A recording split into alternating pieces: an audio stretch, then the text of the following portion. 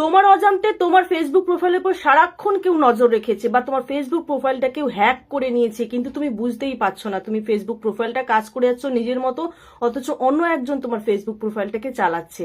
তুমি বুঝবে কি করে? তুমি কি করে সেটা খুঁজবে যে তোমার প্রোফাইলের ওপরে কেউ নজর রেখেছে সারাক্ষণ, বা তোমার প্রোফাইলটা কেউ হ্যাক করে নিয়ে সমস্ত ইনফরমেশন সে নিয়ে নিচ্ছে?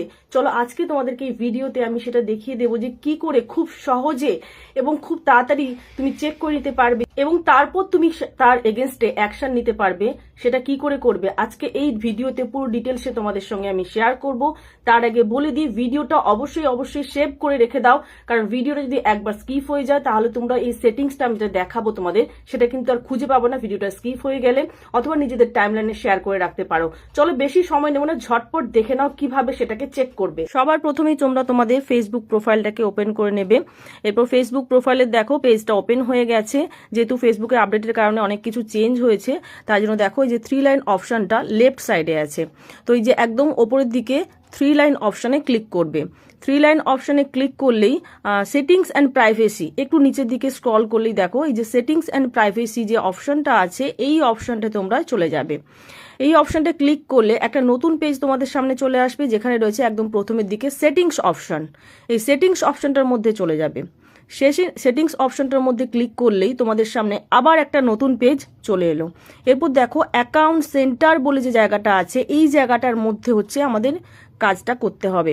তো এখানে দেখো পাসওয়ার্ড অ্যান্ড সিকিউরিটি বলে যে অপশনটা রয়েছে, সেকেন্ড অপশনটা, এই পাসওয়ার্ড অ্যান্ড সিকিউরিটি এই অপশনটার মধ্যে ক্লিক করে দেবে। এই অপশনটার মধ্যে ক্লিক করলেই তোমাদের সামনে আবার একটা নতুন পেজ চলে আসবে।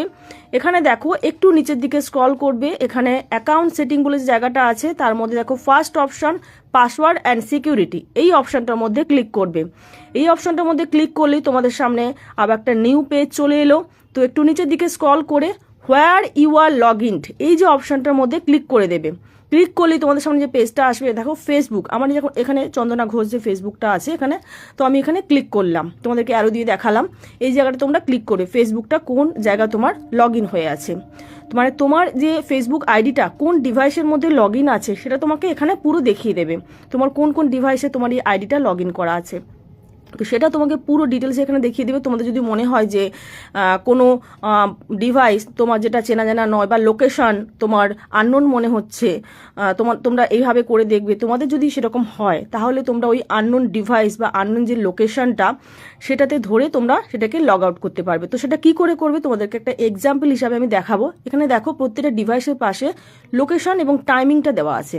তো আমি তোমাদেরকে এক্সাম্পল হিসাবে একটা ক্লিক করে তোমাদেরকে দেখিয়ে দিচ্ছি কিভাবে সেটাকে লগ আউট করবে। তো আমি এখানে এটা ক্লিক করলাম, এখানে দেখো যে লগ আউট অপশান দেখাচ্ছে। এর মধ্যে তোমরা এই লগ আউট অপশানে ক্লিক করলেই তোমরা লগ আউট করে দিতে পারবে এইভাবে।